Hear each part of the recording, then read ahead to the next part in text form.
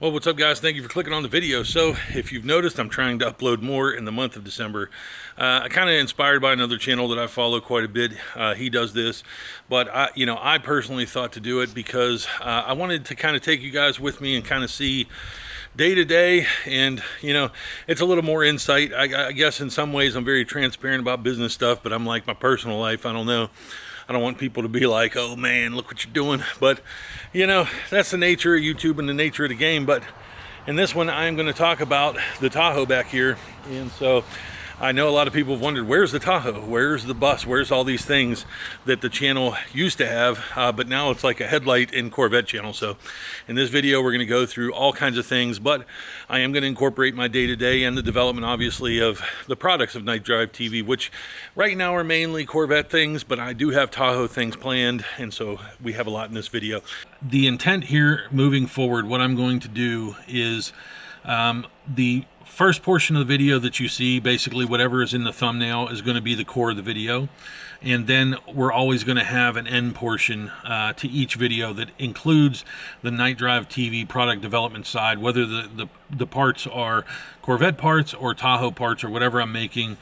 Just know that you can pretty much from here can click on any video, even if there's a Tahoe in it, if there's a Corvette in it, whatever, a bike, you can click on it, and if you go to the latter part of the video, you're going to see some phase of ongoing business side.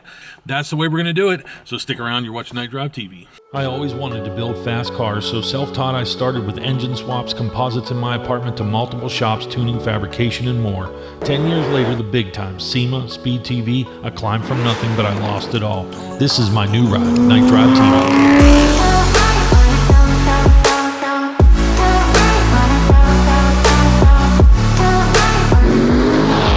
When failure is not an option, us car guys keep banging the gears of life. This is the Tahoe. It is still here. It's having a few issues, but I have a kitchen planned for this that basically was something I bought before I moved and relocated the whole business. So we're going to do the kitchen build this week. I also have a winch and the winch plate that Josh had shown before, but obviously because of his departure from the channel, and obviously because we are kind of going separate ways, I don't have my off-road partner anymore. So I'm going to kind of reinvent what I'm doing with the off-road stuff. I think it's going to involve kind of going out there, running some FPV drone, getting some scenery, kind of doing some creative stuff out there, but obviously continuing the build. I am debating a solid axle swap up front. I'm not sure about it still. So if you're a Tahoe follower, stick with me, because I am doing some stuff with the headlights that you're going to be like, oh man. And a little sneak preview here. I'm just going to do a quickie, and then I'm going to pull the bumper. We're going to scan it, and I'm trying to do a bumper that doesn't look like Bubba from Forrest Gump. With that move bumpers, they're way out. I don't like it. I want to do something cleaner, so look out for that. Obviously, it's just a trailer. I'm not going to do much of the trailer. I may end up doing like a winch or something on there. That is my mom and stepdad's element, so ignore that. And there's the bus. And the bus, is a project I want to get to. So the beauty of the bus, and the reason I have the bus, is because it comes with the 7.3 Power Stroke. And obviously a 7.3 Power Stroke was kind of made by the manufacturer of it escapes me right now, but it's like the DT466. One of the most successful commercial medium-duty truck engines ever. It kind of was essentially the core of the 7.3 Power Stroke. So they're very reliable, but as you can see, it was kind of like a surfer bus. It's got stickers literally everywhere, and had a bed platform for a king bed. I'm going to make that smaller. It's got a dinette here, things like that. It's got some flip down seats. This kind of was just a cabinet. A lot of this stuff was in here. Camper toilet. So it is very functional. It's like camping right now. So I kind of wanted to get everything. It's got little blinds. Like, you could definitely use this. If you had to live in here, you could. So essentially, I always wanted something that I could tow the Z06 to the track. I could take it to LA, run the canyons, have a place that I can actually stay. And so that is my goal for it. It's a bit of work. So guys, just to be clear, I don't want anybody thinking this is some kind of weird flex or something. I'm showing you this stuff. The reality is these are cheap vehicles. You know what I mean? That bus, I paid $4,500 for the bus. I paid $4,000 for the trailer. I paid $4,500 again for the Tahoe, I paid $4,500 for the Corvette. That started to become my number. Because prices went up, I paid $5,500 for this. So, you know, if you've got a King Ranch pickup or a nice bulldozer, it's worth more than all this. This is no flex. I'm a poor person, you know, just so everybody understands. Like, I've spent most of my life, like the majority of the United States, 69% of adults have less than $1,000 at any given time in savings. That was me the majority of my life, and it probably will be me again. Hopefully not. I'm going to work to make that not the case, but I want everybody to understand that to me, I've always done this. The way that I've accumulated money and kind of saved money is through owning vehicles a little bit at a time. And I thought, you know, it'll inspire me to climb, it'll inspire me to do more, but at the same time, it's like a savings. If I get into trouble, I could always offload cars that were kind of bottomed out in value. And I got these neighbors around here, they don't know what I do, so it's very awkward to be on a camera. I'm not really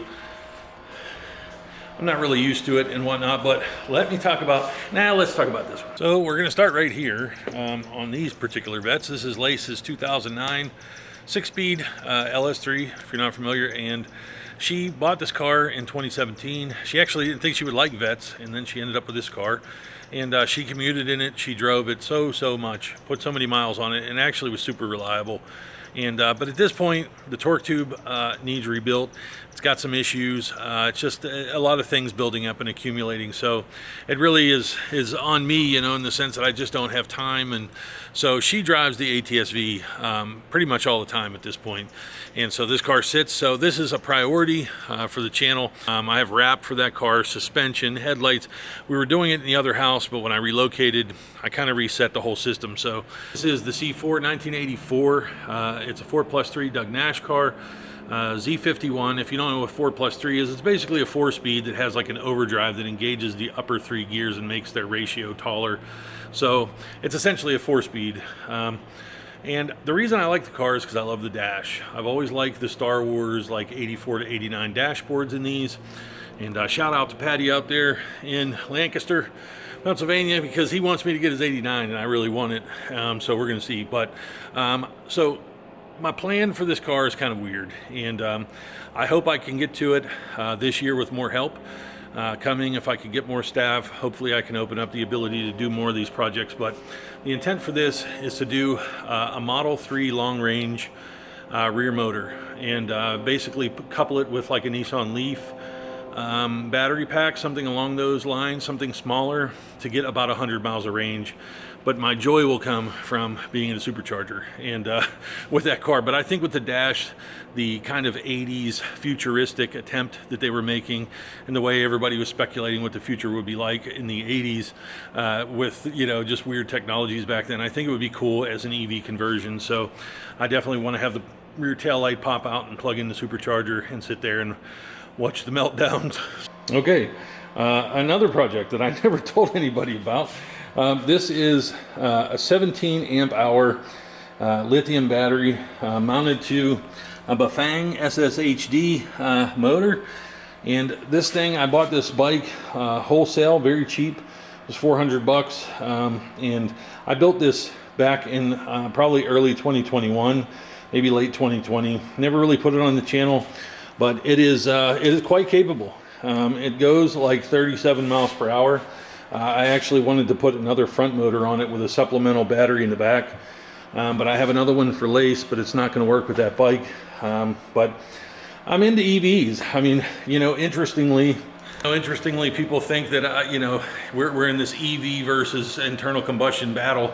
I like both. I only golfed. I told people over the years I've only golfed because of electric golf carts.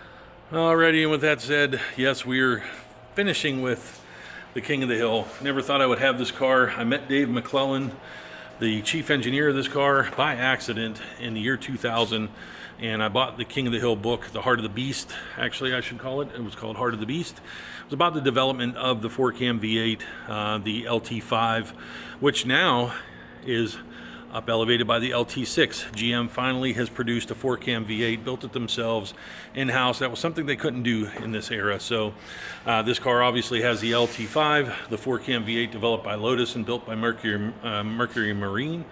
And it's a 1990 ZR1. Never thought I would have one. Didn't pay much for it. I got an incredible deal on this car. So the plans for this car, I'm just not going to talk about just yet. I'm just not going to talk about it yet. Okay, so now you also might be wondering, what is this? Well, it's no kind of mystery if you followed the channel that Lace and I have liked BMWs. I have liked BMWs for quite some time. I had an E36 M3. She had a 330 Ci. We picked up an E28 535i, went all the way across the country. There's a big video right here. And so I kind of missed an old BMW, and I want to LS swap this. This is my plan for this. If it survives, if it stays, it will be an LS swap project. And I just want to do your basic like T56 or ZF tranny, a basic, maybe a 5.3, nothing crazy. Just kind of make it a cool daily, but it's a clean car. It's clean inside and out. I just always like these. I like how the hoods flip forward like the Corvettes. I think they kind of retain some of that legacy design of old BMWs. But at the same time, it's modern enough that I kind of like it. But it's not super roomy. I wish it was for a four-door. I wish it was a little more room. But overall, I think it could be a good daily, maybe on bags, something like that. So we'll see. Obviously, this is the main project. Again, it's just sitting here, but I have a lot of plans for this. I have parts coming. You're going to see in an upcoming video in a couple days. The wide body's coming definitely in 2023. You're going to see wide body parts development. I have carbon stuff going all over this car that is being made with a partner company I met at SEMA, and we are discussing how we're going to move forward. They're basically going to take manufacturing from me. I'm going to do design development, prototyping, and then they will handle manufacturing and probably fulfillment. So I am definitely doing something a lot more with this car. We're looking to speed up. And so then there's this thing. Oh God. Okay, so why am I conflicted over this buggy? You know, look, it's super fun. You know, I'm all about, you know, driver stuff. I love driving canyons. I love riding on racetracks, driving, getting out there, autocross even. I was super surprised how much fun it is. This in Las Vegas is the only way to get a driver experience, because Las Vegas, the roads go this way and the roads go this way. And so the only way that you can have turns and fun is to go off-road out in the desert. So it does serve that purpose. It gives me a little bit of a getaway and things like that. I think the issue is it's a distraction for me, and so I don't use it. And so some of you might be thinking, man, this is why the lights take so long. You know, and all this stuff. I'm always thinking about haters. I don't know why. These things sit. I haven't driven this car. The last time I drove this car on the street was moving here. The time I drove it before that was the track day that I filmed and put on the channel in May. That's how many times this car has seen the street. So if this ain't seen the street, you can tell that's not going to see anything. And that's my problem with it. It's hard mentally to have things sitting around. It's not something I ever liked. The Corvettes are justified. The Tahoe's justified. I can justify everything else sitting here because I see a future value in it. The two worst purchases that I feel like I've ever made my whole life was that thing and the ATS-V. And I only did the ATS-V because I really just wanted something to get in and go, and I don't want to have to worry about it. I did want to rebuild some credit and things. I had some damages from 2018 when we moved to Las Vegas. And so many of you don't know, I've had a lot of different businesses, and credit rehabilitation and everything was actually one of them. I was very good at it. How can I ever pay all these debts to somehow make my way back? Well, we at Knight FICO are here to tell you there is another way. What if I told you a path to better credit could be as short as 6 months? What would a new car, a house you or your family could call your own, or a new piece of equipment for your business do for you and the future of those you love? I would legally wipe out people's debts through a bunch of different techniques and exploiting loopholes in the law. Not necessarily loopholes, but written rules. So people violate rules, you lose your right to collect debts. So that's what I was good at. And so rebuilding myself, the ATS-V got put in there for that reason. But every day I'm like, it's just going down, down, down. But I'd love to have more fun with that car. I can show you that car here right now. I really do like it, honestly. You know, it's a new car thing. I don't know how I connect very well to brand new cars, but seeing it as a GM product and the connection it has to Corvette, and with the PDR system developed by Cosworth and the Recaros in it and the Brembos, you can feel a lot of Cadillac DNA or Corvette DNA in that Cadillac, because Cadillac was trying to compete with BMW with it. So, and let me tell you, the LMDH category in IMSA for 2024, the new Cadillac hybrid, is ridiculous. It sounds amazing. Right here, I'm going to show it to you. Boom.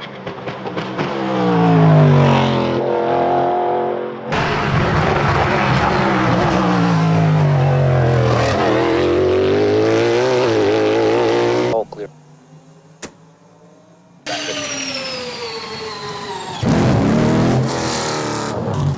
Takes up pretty quick on tires. Yeah. Now at this point in the show, I'm going to take you into the headlights and the updates that we're going to do every time I post a video. So basically, I'm going to jump back to last night when me and Kelsey were kind of working together she was doing the first assemblies of the kits to kind of familiarize herself with the changes I've made. I realized that my hand strength and things vary from hers a bit, so I had to adjust some of the clearances and processes.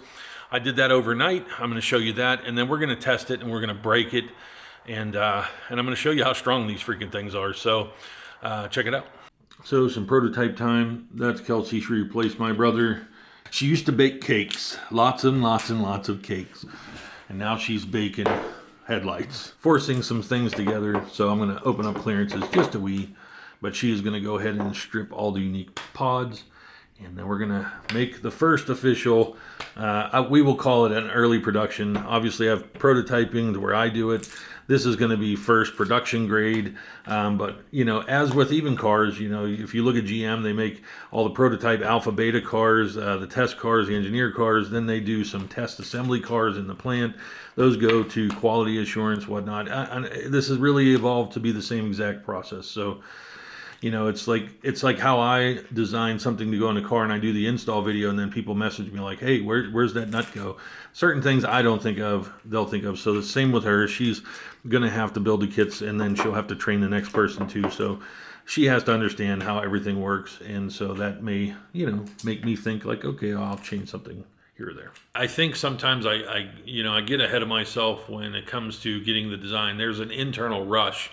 Kind of like a pressure to where I look to, you know, fill it and soften edges, kind of do the beautification process to kind of get it to an end stage where I think aesthetically it looks the way I want it to look. And the problem is when you go back and you do some clearance adjustments, or you go in and you do an offset, you can kind of cause errors and cause issues because of that kind of beautification process and the way that it calculates certain curves when you move things around. So I tend to, I feel like sometimes I take, you know, 4 steps. It's not bad, but it's like 4 steps forward and 1 back sometimes, and it really contributes to my pace.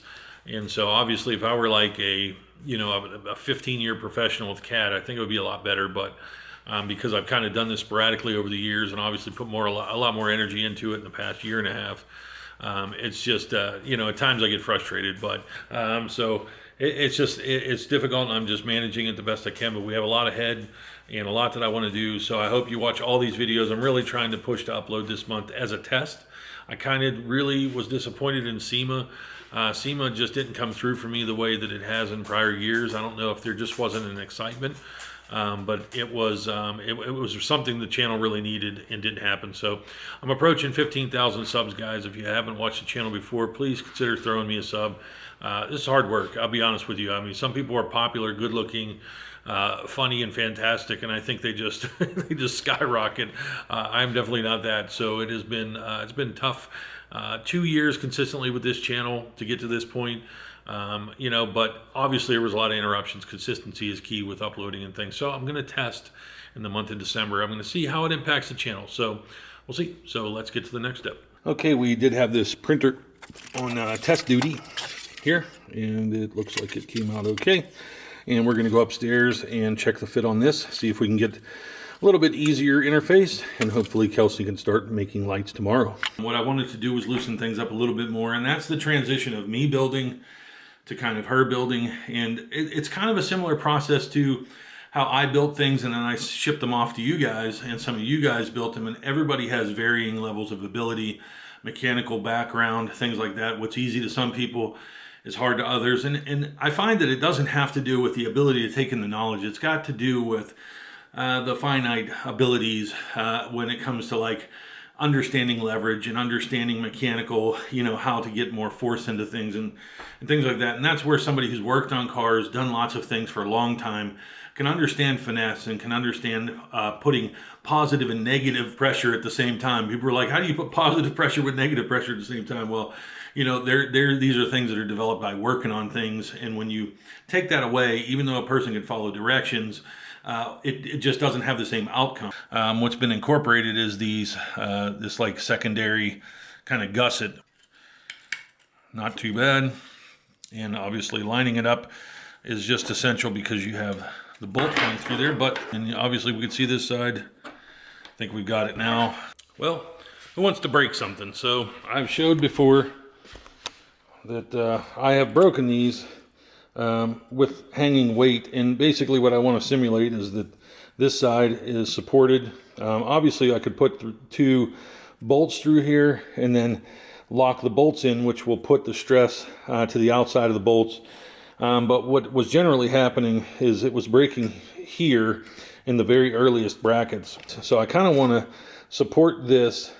This was never the issue, and I want to see where the failure occurs in here by hanging weight off of here. And now you can see the assembly has movement. Obviously this is a ton of leverage. This is 9+ inches from over here. So the mechanical leverage that you're getting here, it's not 1-to-1 again. If you were hanging it right here, you would obviously be putting stress in this direction, which there is stress in that direction because the lights are hanging off here. So you get a bit of stress, but the leverage is much less. Here, for some reason, people were accomplishing breaking them here. I personally feel like it has to be an install issue or something that has to be related to something that occurs before it's put in, whether they were cracking it here and starting something. But the only other theory I had was people were connecting it here and, yucking around on it while they were fighting either the other side or something. So you can see this has some movement, and the other ones always did, but I was hanging weight. So we're probably going to see this thing bend quite a bit. So we fashioned this test rig here. We're at 1.98 pounds. I'll read it out to you. Just fashion a little bucket so I can kind of put some items in here. It's deflecting, obviously a little bit, and I've gotten these to deflect quite a bit. So we're just going to add some stuff.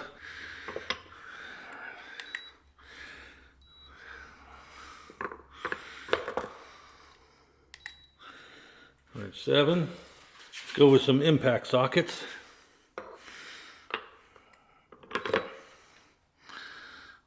Eight.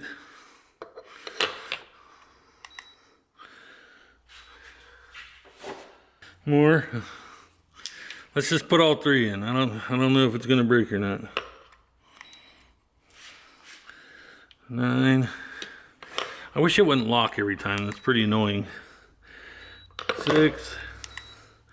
We're over 10. Got some more.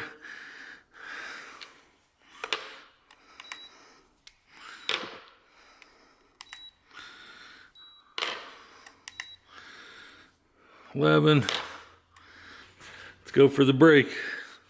Let's go for the brake. This is going to be a crash when this comes down, I tell you. Took it.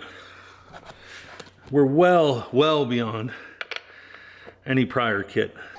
So this is how deflected it is from level. We could see it's still hanging on. I mean, this is so far beyond broken in the prior brackets. We're so far beyond gone. This scale is kind of bugging me with the locking, but I mean, it's hanging on, and I'm really curious how far it'll go, because the first brackets I made, they were failing at about 7 pounds. So, I mean, we're well beyond that. Who's going to put this kind of load on there? So we're at 14. Put another one in.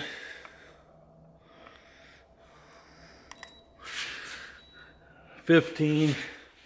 I literally ran out of stuff again. I got to go run and get more. Biggest sockets I have in the drawer. We're going to go for it. I'm going to sit it in here. Unlock. 16.3. Still hasn't broken. 17.3. Oh, I hear some cracking. We're at 18. It's going, I think. Man, that was a lot.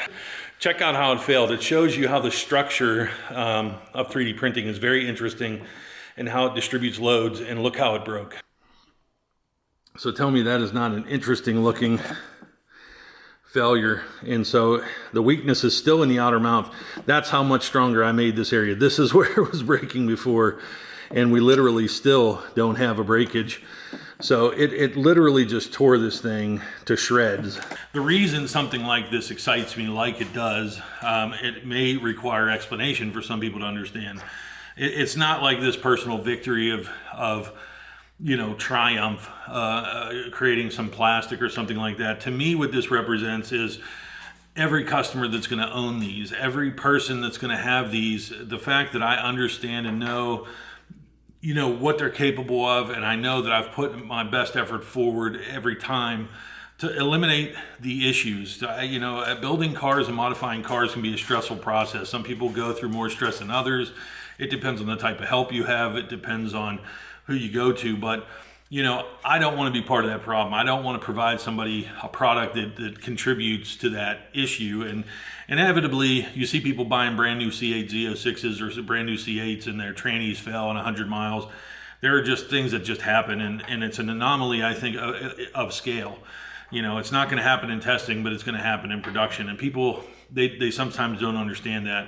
I just want people to feel a level of confidence. And what I think is super exciting about it, and having broken it, and you saw in the video how yielded this thing is, I'm inspecting it. And it literally shows, you know, no sign of what just happened to it. There's no stress fractures. There's no, well, like how plastic will get white when it's been yielded. There's no signs of that. And so what I got curious about was, you know, if somehow, which I think you could agree it's probably going to be impossible, say somebody got into a wreck or whatnot. My question is, you know, because this is so modular and isolated, I'm wanting to take this broken part off and see if we can just potentially just replace it, or is the support inside compromised? I am curious about that. So it's just a question of, can I just put another, or is it damaged or deflected? You know? Literally went right on. Put our screw back in, goes right through. Wow. And so we're back to good. And you saw how yielded that was. Look, I mean, it's not compromised in any way. Nothing's compromised at all. It's thrilling to know that you can have something to sustain major damage, and I'd love to be able to just ship this. And the reason, another thing I want to bring up why this is valuable, is because I have customers that have bought these worldwide, and I always think about that. Customers in Japan, customers in Norway, Poland. You know, if they have a full bracket failure, as light and small as it is, shipping this is still, it still requires a box this big and this deep. You know, me replacing this is much different. This is an envelope, you know what I mean? And it's something they can do. And it just, again, it just goes to my core philosophy. It's not just about these headlights. I think it's about how I think about everything in terms of any kit, anything I design for any part. So that's what I hope people see, is this is not representative of my excitement over a headlight kit. This is a grand ideology of how I want to design things, how I've always designed things, for endurance, reliability. Customers that came to my shops years ago, that's what I was known for. I was known for not just building a turbo car for them or tuning it and just getting it to go down a track fast, because I did some wide open throttle tune. I actually did dyno tuning, but I did extensive street tuning, I load tuning, to be sure that all the realms, and that was heat on, air conditioning on, you know, high loads, low loads, different temperatures, things like that. I was very thorough so that, you know, even though they had a car that was making maybe 3 or 4 times the original output of that motor, they were still enjoying it like it was just from the factory, as close as I could get it using a bunch of aftermarket parts and interfaces and standalones and things like that. But you know, that was always my core philosophy, is that I wanted people to enjoy something as if it were stock. I don't want the compromises of having something aftermarket, and many companies accomplish this, but I just want to be one of them. So I feel really good about it, and really just glad to get to the bezels. So yeah, so thanks guys. I'll catch you on the next one.